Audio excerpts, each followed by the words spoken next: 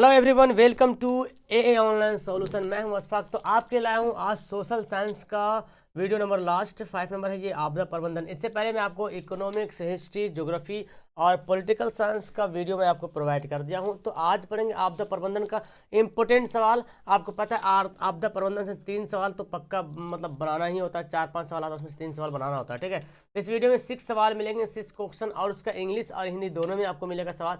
तो वीडियो को पूरा देखें, शुरू से आखिर तक देखें, बहुत ही इंटरेस्टेड यहाँ पे सवाल है। तो चलिए स्टार्ट करते हैं, देखते हैं कौन कौन सा सवाल है आज। और हालांकि मैं आपको बता दिया था पहले, क्वेश्चन तो मैं आपको पहले ही दे दिया था। बहुत इंपॉर्टेंट सवाल है डियर। तो मैं तो बार बार एक ही बात बोल रहा हूँ कि जो सवाल मैं दे रहा हूँ आप याद कर लो। ठीक है, बहुत सारे स्टूडेंट कमेंट करते सर ये क्या रियली में एग्जाम में आएगा। देखो एग्जाम क्वेश्चन गेस क्वेश्चन है, टपक सकता है एग्जाम में। ठीक है, संभावित प्रश्न है, याद कर लीजिए। भूस्खलन क्या है? What is landslide? भूस्खलन एक प्राकृतिक घटना है ना। भूस्खलन जो भी होता है वो प्राकृतिक घटना है, मानव से नहीं होता। वो जब भी होता तो नेचुरली होता है, प्राकृतिक घटना है जो गुरुत्वाकर्षण बल के प्रभाव के कारण चट्टानों, मिट्टियों आदि के अपने स्थान से नीचे की ओर सरकने के कारण घटित है। मतलब गुरुत्वाकर्षण एक बल जो पृथ्वी पर आया था, उसके कारण जो है ना, चट्टान हो, मिट्टी हो, ये सब जो अपने स्थान से क्या होता है नीचे सरकने लगते हैं, जिसके कारण ये मिट्टी का होता है घसक जाती है। घसकती है तो उसी को हम लोग बोलते हैं भूस्खलन हुआ। नदियों द्वारा किए जाने वाले कटाव, लगातार वर्षा के कारण मिट्टी और तथा चट्टान की परत कमजोर होती है। लगातार अगर वर्षा होती है तो मिट्टी की परत, चट्टान की जो परतें होती है वो क्या होती है, कमजोर हो जाती है। गुरुत्वाकर्षण बल और ढाल के कारण मिट्टी तथा चट्टानों पर ढेर सरक कर नीचे आ जाता है। मतलब जो मिट्टी चट्टानों का जो ढेर होता है ना, गुरुत्वाकर्षण बल के कारण ऐसा होता है, जो चट्टान या मिट्टी का ढेर जो है सड़क के नीचे आता है या भर भरा कर नीचे गिरता है। आप देखे होंगे उत्तराखंड इलाका देखे होंगे, सुने होंगे, हमेशा सुनते होंगे उधर कि गाड़ियां हैं जो गिर गई, कल्टी खा गई। या तो और सड़क देखें तो उत्तराखंड तो पहाड़ी पे ही बसा हुआ पूरा इलाका है।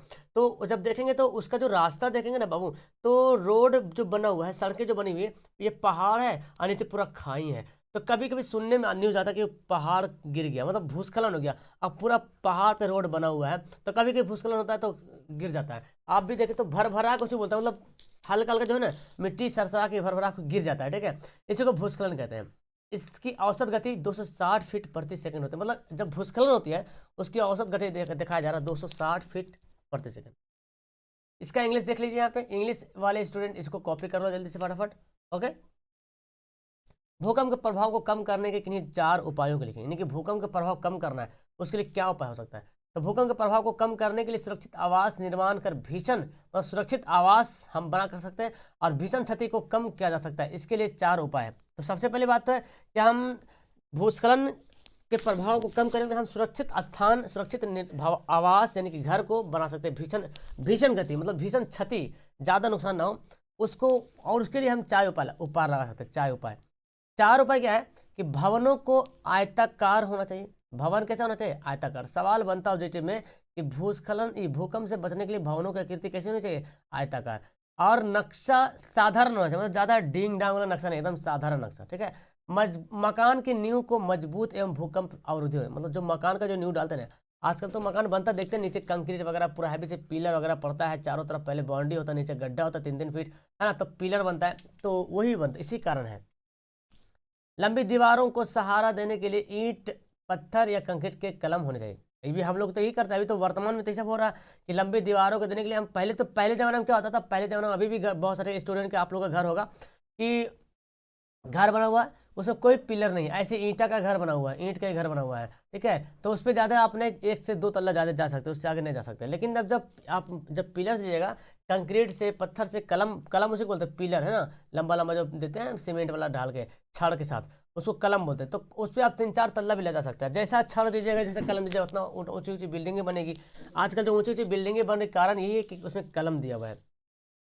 निर्माण के पूर्व स्थान विशेष की मिट्टी वैज्ञानिक अध्ययन होना चाहिए, तभी नींव तथा निर्माण करना होना चाहिए। मतलब जब आप घर बना रहे तो खैर नॉर्मली से घर वगैरह बनता है तो उतना कोई ध्यान नहीं देता है ना, क्योंकि घर बनते आ रहा मोहल्ला में तो उतना कोई केयर नहीं करता। लेकिन हाँ, बड़ी बड़ी जो कंपनियां बनती है, फैक्ट्रियां बनती है, मॉल बनते हैं, तो उनकी जो मिट्टी होती है ना, जहाँ पे बनना होगा वो वहाँ पर की जो मिट्टियाँ होगी, उस मिट्टी को पहले जो है वैज्ञानिक के द्वारा यानी साइंटिफिक के माध्यम से उसको क्या किया जाता है, अध्ययन किया जाता जाता है कि क्या ये मिट्टी सही है, बिकॉज बहुत सारा धन दौलत लगेगा ना बनाने के लिए, बहुत सारा पैसा खर्च होगा, तो जाहिर सी बात है जब तक बेहतर नहीं होगा तो नहीं बनेगा, ठीक है।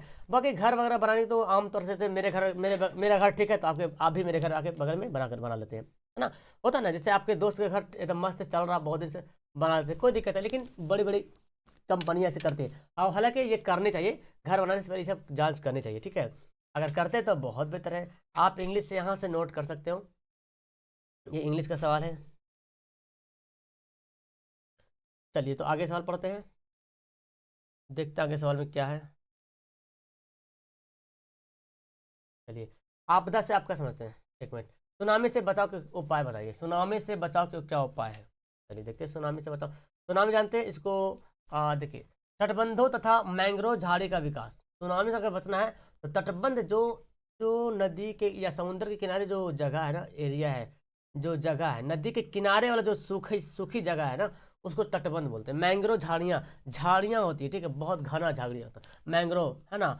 तो उसका विकास करना चाहिए। अब इसमें बताया क्या जा रहा है कि सुनामी के विनाशकारी प्रभाव से बचने के लिए कंक्रीट के तटबंध, जो समुद्र के किनारे जो तटबंध बना हुआ, तो कंक्रीट के तटबंध है ना, बहुत से देखेंगे गांव में वगैरह देखोगे कि नहर बना हो तो नहर मट्टी से घिरा हुआ, तो नहर वगैरह से कोई मतलब नहीं है उतना, तो खैर नहीं, भूकंप वगैरह समुद्र में आता है, तो वहां पर के जो तटबंध है, तो उनके जो है ना तटबंध तटबंध को जो है कंक्रीट के माध्यम से निर्माण करना चाहिए। तटबंधों पर मैंग्रोव झाड़ियां का विकास, और बेहतर होगा तटबंधों पर अगर मैंग्रोव झाड़ियां का विकास करें तो सुनामी से आसानी से बचा जा सकता है, तो उसके झटके को कम किया, मतलब मैंग्रोव के जो झाड़ियां होती है ना, वो सुनामी के झटके को क्या करती है, कम कर देती हैं, ठीक है। दूसरा है तटीय तटीय प्रदेशों के लोगों को प्रशिक्षण, मतलब जो जो उस तट के किनारे जो लोग रह रहे हैं, जैसे कि समुद्र है और समुद्र के किनारे जो आबादी हुई बसा हुआ, उनको ट्रेनिंग दिया जाए। क्या ट्रेनिंग दिया जाए, तटीय प्रदेशों में रहने वाले लोगों को प्रशिक्षण देकर सुनामी के बाद राहत कार्य में सामूहिक रूप से उससे इनसे मदद लिया जा सके।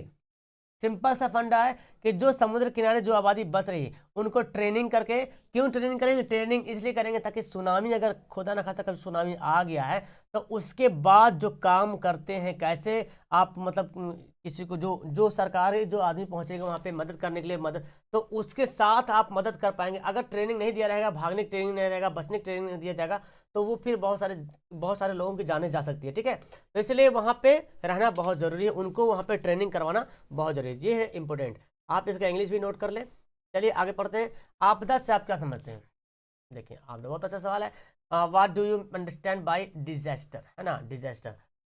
देखिए, प्रकृति में घटित होने वाली वैसी प्राकृतिक या मानव निर्मित घटनाएं जिसके घटित होने के फलस्वरूप अधिक संख्या में मानव जीव जंतु की मृत्यु, प्राकृतिक संसाधनों का नुकसान होता है, आपदा कहलाता है। मतलब प्राकृतिक घटना या मानव घटना, जैसे कि अगर कहीं ब्लास्ट हो रहा है, बम ब्लास्ट हो रहा है, तो उसको भी आपदा ही बोला जाता है, क्योंकि उससे भी बहुत सारे लोगों की जाने जाती है, प्राकृतिक संसाधनों का नुकसान होता है, बहुत सारे जीव जंतु की मृत्यु हो जाती है।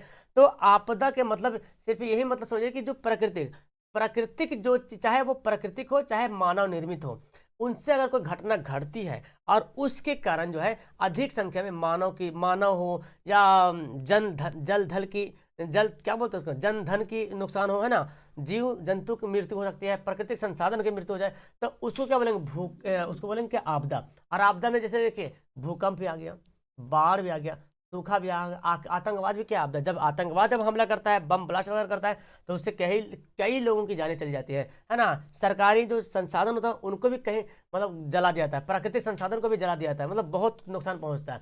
तो एक सवाल आपका ऑब्जेक्टिव बनता है बाबू कि इनमें से कौन प्राकृतिक आपदा है, कौन मानव निर्मित आपदा है। तो जो प्राकृतिक के द्वारा जो हो रहा है उसको प्राकृतिक आपदा बोलेंगे। जैसे भूकंप क्या प्रकृति के द्वारा हो रहा, बाढ़ प्रकृति के द्वारा हो रहा, सूखा प्रकृति के द्वारा हो रहा, आतंकवाद मानव के द्वारा होता है। हम इन लोग में से कोई बन जाता है, आतंकवाद निकल जाता है ना। आतंकवाद ये सब जो है ना क्या मानव वाला है। रेल दुर्घटना ये भी सवाल आता है, रेल दुर्घटना, तो रेल दुर्घटना तो प्राकृतिक तो नहीं होती, मानव से होती, कहीं मिस्टेक हो जा गया इसलिए। भूकंप तथा सुनामी के विनाशकारी प्रभाव से बचने के लिए, भूकंप एवं सुनामी के विनाशकारी प्रभाव से बचने के लिए क्या उपाय करें। चलिए, तो भूकंप और सुनामी दो ऐसी प्राकृतिक आपदाएं हैं जिसका संबंध पृथ्वी के आंतरिक संरचना से है। मतलब भूकंप और सुनामी एक ऐसी प्राकृतिक आपदाएं हैं जिसका रिलेशन क्या है, जिसका संबंध जो है अर्थक्वेक से, मतलब पृथ्वी की जो आंतरिक जो संरचना है ना, उसके बोलते हैं अंदर से। हम लोग भूतल पर रहते हैं लेकिन इसके अंदर की लहरें, इसके अंदर आग की लहरें चलती है ना, जमीन के अंदर जो आग की लहरें चलते हैं, इन लहरों के कारण कंपन उत्पन्न होता है। इस कंपन का केंद्र जब स्थल मंडल पर हो जाता है तो उसे भूकंप कहते हैं। और जब महासागर में, तो सॉरी डियर, यहाँ पे सवाल कुछ था, मैं जवाब कुछ और दे रहा हूँ। सवाल एक्चुअली होना चाहिए था भूकंप और सुनामी में क्या अंतर है। तो आप इसका आंसर ऐसे लिख सकते हैं, ठीक है। भूकंप और सुनामी क्या अंतर है, तो लिखेंगे कंपन, जमीन के अंदर जो कंपन होते हैं उसको भूकंप बोलेंगे, और जो महासागर में जो होती है उसको क्या बोलेंगे, सुनामी बोलेंगे। अब इससे बचने का अगर उपाय सवाल रियल में दे दिया जाए, भूकंप सुनामी क्या, तो सुनामी को मैं उपाय बताया हूँ, क्या क्या उपाय करना सुनामी से बचने के लिए। ऊपर बताया ना कि तटबंधों को बेहतर तरीके से निर्माण किया जाना चाहिए, उसको कंक्रीट से बनाना चाहिए, ठीक है। और जो तटीय प्रदेश में जो लोग रह रहे हैं तो उनको ट्रेनिंग किया जाना चाहिए, ताकि कभी भी अगर भूकंप आ जाए तो उसके बाद जो राहत कार्य होता है उसमें वो मदद कर सके। भूकंप का भी कुछ इसी तरह प्रकार, जैसे भूकंप आ गया, भूकंप क्या होता है, जब भूकंप आ जाए तो लोगों को घर से बाहर निकलना चाहिए, है ना। ऊंची जगह पे, मतलब घर से बाहर, खेत खलियान जहाँ पे है वहाँ पे जाकर रहना चाहिए, ठीक है। भूकंप से और भी है कि आप क्या करते हैं कि वैज्ञानिक के माध्यम से क्या कर सकते हैं, वैज्ञानिक के थ्रू से, या तो आप हमेशा संपर्क में रहें, जो सूचना प्राप्त होती है आपसे कि कहाँ भूकंप आने वाला है। इस प्रकार से जब भूकंप के जब आपको खबर मिलती है तो आप खुद और अपने परिवार को खुद से भी बचा सकते हैं, ठीक है। भूकंप से आप एक तरीका ये हो कि घर को जो निर्माण कर रहे हैं एक आयताकार तरीके से करवाएं, ये भी भूकंप से बचने का तरीका बहुत अच्छा है। घर का जो निर्माण कर आयताकार करवाएं, तो घर में क्या है, जो घर का जो पिलर वगैरह बेहतर से बेहतर बनाए, है ना, ताकि वो भूकंप को सह सके। तो अंतर आएगा तो वर्णन करने के लिए आएगा तो फिर उसको लिख लीजिएगा, विनाशकारी से क्या प्रभाव से बचने का अंतर। ये तो भूकंप और सुनामी में अंतर हो गया, ठीक है। सुखाड़ से बचने के क्या तरीके हैं। सुखाड़, अधिक संख्या से वनस्पति को लगाना चाहिए, मतलब ज्यादा संख्या पेड़ पौधे लगाएंगे तो सुखाड़। सुखाड़ के मतलब होता है पानी नहीं पड़ना, है ना, बारिश नहीं होना, यही सुखाड़ का मतलब है। तो सुखाड़ से बचने का यही कारण है, यही एक उपाय दिख रहा है कि अधिक से अधिक हम वनस्पति लगाएं, पेड़ पौधे लगाएं। वर्षा जल का संचय कर छतों, घरों तथा के छतों ऊपर, कुआं में, तालाब, नहरों में पानी जमा करे। तो बहुत सारी जगह क्या होता है बाबू कि घर के छत पे भी पानी जमा कर रखता है, घर के छत पे, कुआं पे, यानी कि जो टंकी वगैरह बना होता है उसमें जमा कर रखता है। तो सुखाड़ से बचने के सब कारण है, कुआं में पानी बचा कर रखें, तालाबों में, नहरों में पानी को जमा कर रखें जो वर्षा होती है। अचानक कि बारिश हुई, नदी भर गया, अब पानी छोड़ दिया, तो पानी पूरा नदी में सेफ रखना है, ताकि कभी ना कभी अगर सुखाड़ आ गया, बारिश नहीं हुई, तो हम इसका इस्तेमाल कर सकते हैं। वायु प्रदूषण के स्तर को कम करेंगे, यानी कि जो वायु पॉल्यूशन हो रहा, अब बोलेंगे सर इसका वायु प्रदूषण से क्या मतलब है, जब सुखाड़ से बचने के तरीके आ रहा है तो वायु प्रदूषण से क्या मतलब। वायु प्रदूषण से मतलब है, क्योंकि जब वायु प्रदूषण होगा तो वर्षा नहीं होगी, जब वर्षा नहीं होगी तो सुखाड़ आ जाएगा। तो वायु प्रदूषण के स्तर को हमको कम करने की जरूरत है। नदियों को आपस में जोड़ने तथा का कार्य किया जाना, नदी जो एक नदी से दूसरी नदी है उसको जोड़ने का काम किया जाना चाहिए। बिकॉज कभी कभी ऐसा होता है कि कुछ कुछ नदी में ज्यादा पानी आ जाता है ना। देखोगे कुछ नदी ऐसा है जिसमें काफी ज्यादा बारिश पानी आ जाती है, पानी आ जाती है, और अगर उस नदी का लिंक दूसरे नदी से नहीं रहेगा, लिंक होया हुआ, तो फिर पानी ऊपर हो जाएगा और फिर बाढ़ आ जाएगा, है ना। तो नदियों को आपस में अगर जोड़ कर रखते हैं तो उस पानी को हम क्या करेंगे, दूसरे नदी में ट्रांसफर कर करके सेव कर सकते हैं।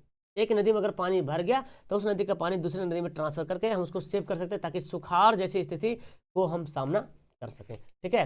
तो फिलहाल इसमें यही सवाल था, और भी सवाल अगर रहा तो मैं आपको प्रोवाइड कर दूंगा। इस वीडियो को फिलहाल यहीं पे लास्ट करेंगे। मजा आया तो नीचे लाइक का बटन दिया, लाइक करो, है ना, लाइक तो करिए पक्का से, और सब्सक्राइब भी कर लीजिए, जो पहली बार आए चैनल पर जुड़ जाओ, बहुत हेल्प होने वाला। ओके, मिलता हूँ नेक्स्ट वीडियो, इससे जो पहले मैं पढ़ाया हूँ सब याद कर लो। Okay, bye, that's all.